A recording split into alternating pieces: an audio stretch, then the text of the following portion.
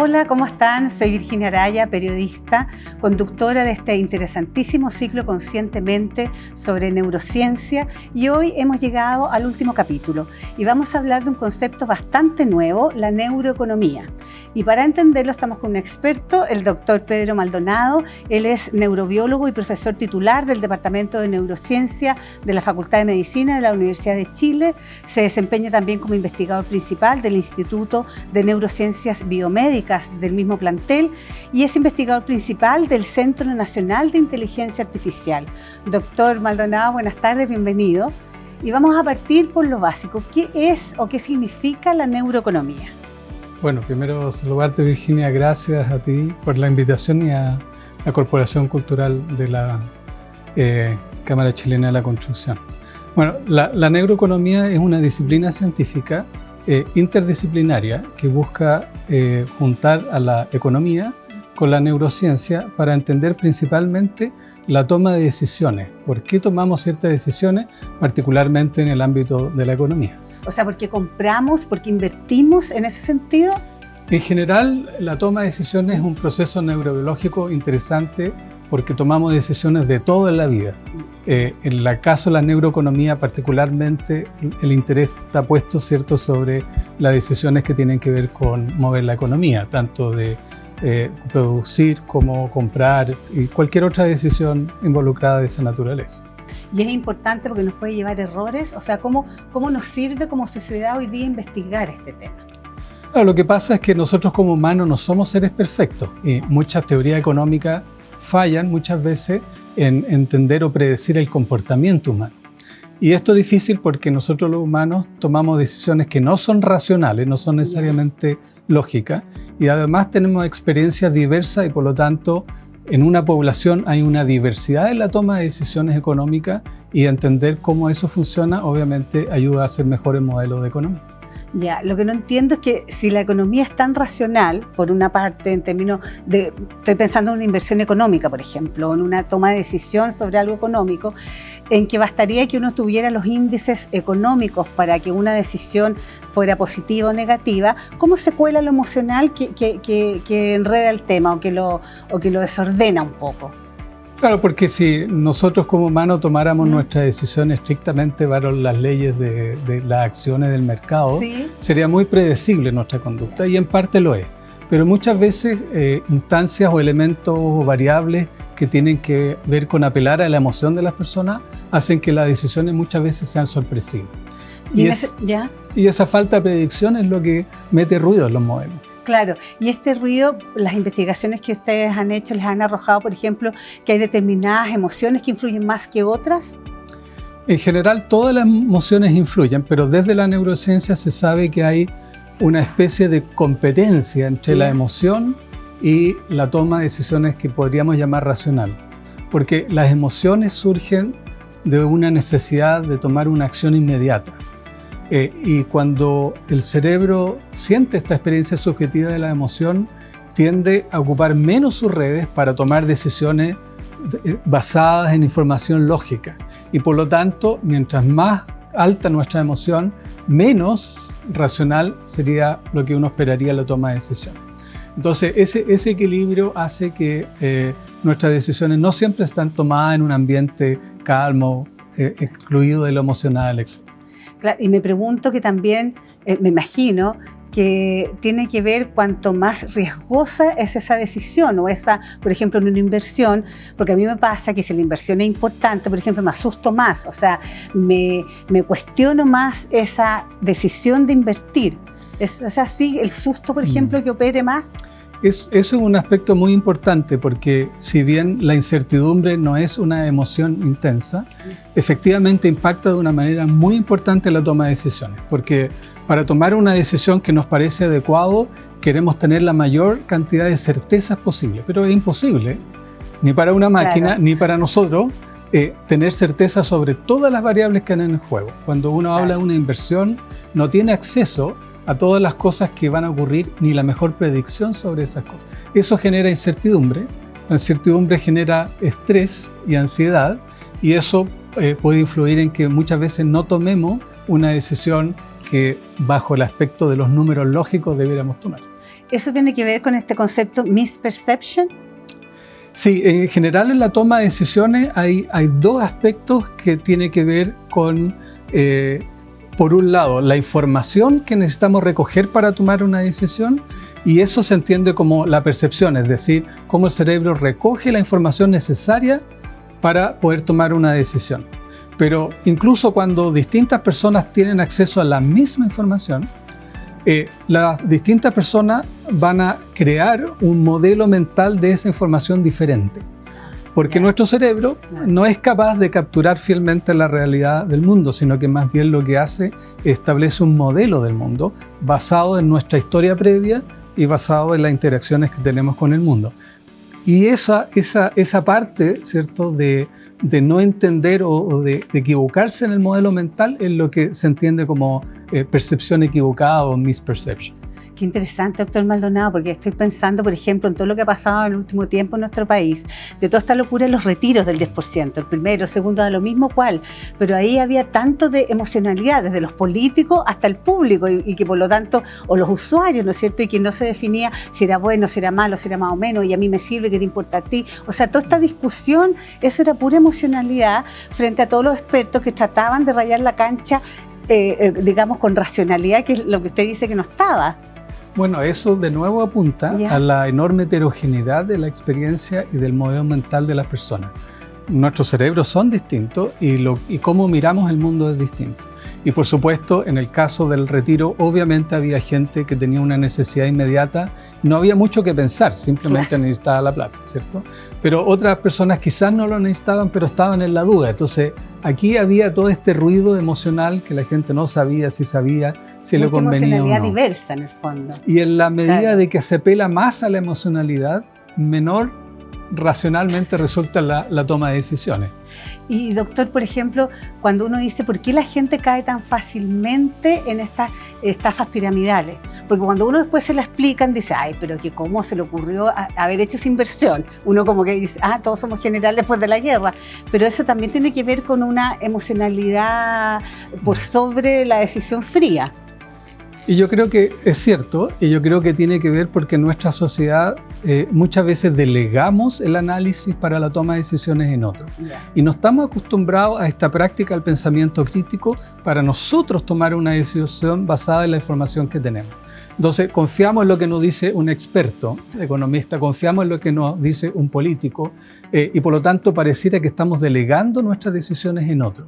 Y en ese sentido, mientras más fuerte es lo que apela a cada uno y compiten por cuál es la mejor explicación, uno adscribe a uno u otro lugar. Entonces, quizás debiéramos empezar a mejorar nuestra práctica de pensamiento crítico para nosotros ser capaces de evaluar qué es lo que está pasando y para nosotros tomar esa mejor decisión. ¿Y cómo lo podríamos hacer? ¿Qué le podríamos aconsejar a nuestros auditores para poner esta mayor racionalidad en las decisiones? Digamos, ¿hay maneras que uno puede entrenar esto? Sí, hay estudios bastante fuertes acerca de las personas que son capaces de predecir adecuadamente muchas cosas. Y la mayor parte de los aspectos que permiten a las personas hacer buenas predicciones de cualquier naturaleza tiene que ver en gran parte con la flexibilidad de nuestro modelo mental. Como desde chico nosotros vamos creando un modelo mental de cómo funciona el mundo, en la medida de que ese modelo no funciona, le hacemos más fuerte ese modelo. Pero cuando las cosas no coinciden, nos produce conflicto cognitivo muy importante. Entonces, una característica que me parece extremadamente importante es la flexibilidad mental de pensar que lo que yo creo podría no ser así. Y poner en duda incluso convicciones de raíz a veces nos permite mirar cosas de otra manera y tomar mejores decisiones. Es difícil, claro, pero se puede entrenar. Pero, por ejemplo, no creer que nos las sabemos todas o que tenemos un gurú que nunca se equivoca, ese tipo de cosas. Por supuesto, y eso impacta incluso en el ambiente laboral, en la medida de que un grupo de trabajo tiene un objetivo común. Cuando hay una sola persona que es el que sabe todo, dirige todo, la eficiencia del grupo es mucho menor que cuando se incorpora la mirada del grupo. Y en una familia, por ejemplo, conversar de repente las inversiones o desde cambiar el auto. Yo creo que se puede conversar, pero claramente en ese sentido la experiencia de los distintos componentes de la familia no es igual. Entonces, y además que las responsabilidades en un grupo familiar no son distintos. Un padre o una madre, ¿cierto?, que pueden, o una abuela o lo que sea que maneja el grupo familiar, tienen objetivos de largo plazo muy diferentes de los hijos, ¿cierto?, que tienen, digamos, una mirada de hacer su vida, mandarse cambiar y hacer otra cosa. Entonces, yo creo que siempre es bueno conversarlo, pero siempre hay alguien que es el responsable de tomar una decisión final. ¿Y qué pasa con esta ansiedad que de repente se genera con cosas que ni siquiera son causales tan cercanas? Estoy pensando, por ejemplo, en todo este ambiente que ha habido este año por la guerra de Rusia y Ucrania, en que de repente nos podemos imaginar que nos vamos a quedar sin harinas o sin aceite, y eso también, ¿no es cierto?, provoca cierta emocionalidad que a lo mejor está errónea. ¿Cómo manejar eso también? Yo creo que no es errónea, es entendible, porque de nuevo la función de nuestro cerebro es fabricar el mejor modelo del mundo para que nosotros sigamos bien y vivos. Si el modelo del mundo nos falla, no duramos mucho en este planeta. Entonces tenemos que tomar decisiones para hoy, para mañana, para 3 meses, para 5 años. Y para eso necesitamos certidumbre de cómo funciona el mundo.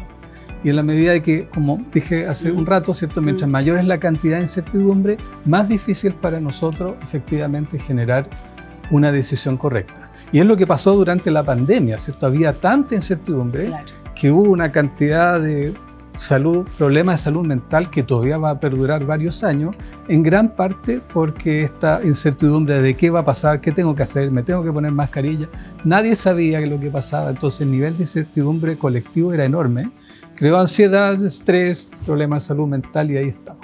Pero y en términos económicos, ¿tienen algún estudio que diga, por ejemplo, que después de la pandemia o a raíz de la pandemia la gente se ha puesto más ahorrativa o no?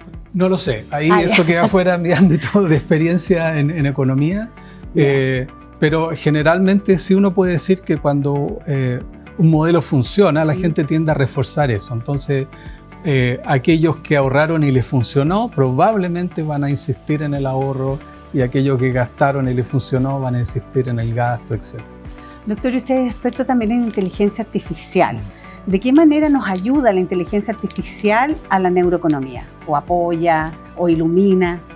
Claro, la inteligencia artificial, el objetivo final es simular los procesos que ocurren en nuestro cerebro. Entre ellos la toma de decisiones. No hemos llegado ahí. La inteligencia artificial hoy en día puede hacer cosas que tienen que ver principalmente con discriminar, clasificar, identificar una cara, etc. Y en ese sentido no son tan inteligentes aún. ¿Ya? Sin embargo, son suficientemente poderosos para ayudar en la toma de decisiones porque son extremadamente rápidos y precisos y repetitivos. Tienen todavía bastante problema. Uno de los problemas es que estos algoritmos se entrenan con datos que nosotros los humanos hemos hecho. Y como los humanos tenemos toda clase de sesgos, esos sesgos se tienden a incorporar en la toma de decisiones. Entonces, por ejemplo, ¿a quién le da un préstamo el banco? Si uno usa inteligencia artificial, no va a ser ecuánime, porque probablemente va a hacer lo mismo que tomaban las personas que tenían que ver con darle dinero quizás a los que más seguramente lo devuelven, etc. Claro. Doctor, y para ir terminando, quería referirnos a este término que también lo hemos leído en sus entrevistas, el famoso efecto ganador. ¿Qué quiere decir el efecto ganador? ¿Lo necesitamos? El efecto ganador es simplemente una circunstancia que nos activa un sistema que hay en el cerebro que se llama recompensa, que en el fondo nos da placer. Y eso tiene que ir ligado a una buena decisión, una buena toma de decisiones. O sea, si esa buena toma de decisiones no es buena, meto la pata en buen chileno, ¿es muy dañino para nuestra autoestima, por ejemplo? Si nuestra expectativa de éxito y de obtener placer solo por esa vía es grande, estamos en problemas. Entonces, porque muchas cosas nos dan placer, eso es parte de nuestra maquinaria biológica súper importante. Que incluso en las cosas más básicas, tener agua, comida, sexo, abrigo, etc. Y genera una actividad que es una liberación de un neurotransmisor que se llama dopamina, que nos genera esta sensación de placer cuando comemos una comida, pero no seguimos comiendo porque esa sensación de placer nos detiene la conducta. Tiene un límite, claro. Pero esto se ha extendido a muchos otros ámbitos de nuestro quehacer diario. Entonces, el ganar una carrera nos produce placer y liberación de dopamina. Entonces, hacer un buen negocio o ganar dinero o cualquier cosa que es lo que uno está acostumbrado o buscando que le dé placer, se tiende a reforzar, independiente del mecanismo. Entonces, el efecto ganador es simplemente un ejemplo más de cómo el cerebro genera esta estación de placer como para dar término a un objetivo logrado, que en este caso puede ser ganar un negocio o algo por el estilo. La buena toma de decisiones, como dice usted. Pero también es riesgoso psicológicamente, porque en la medida que ponemos nuestra expectativa de placer en pocas cosas, estamos obligados a solo lograr esa y efectivamente perdemos la oportunidad de tener placer en otra instancia que pueden ser tan equivalentes como esa, digamos, porque placer hay en muchas partes. Claro, no, tan buscar la dopamina. Bueno, y quizás como resumen podríamos decir, no tratar de ser tan impulsivos al final en nuestra toma de decisiones, ¿no es cierto? Ese sería como el consejo más general. Si uno es impulsivo porque está tomando decisiones en un ambiente de alta carga emocional, es una mala idea. Claro. Pero puede que no sea malo ser impulsivo si las decisiones tienen que ver con información que uno puede procesar adecuadamente. Claro.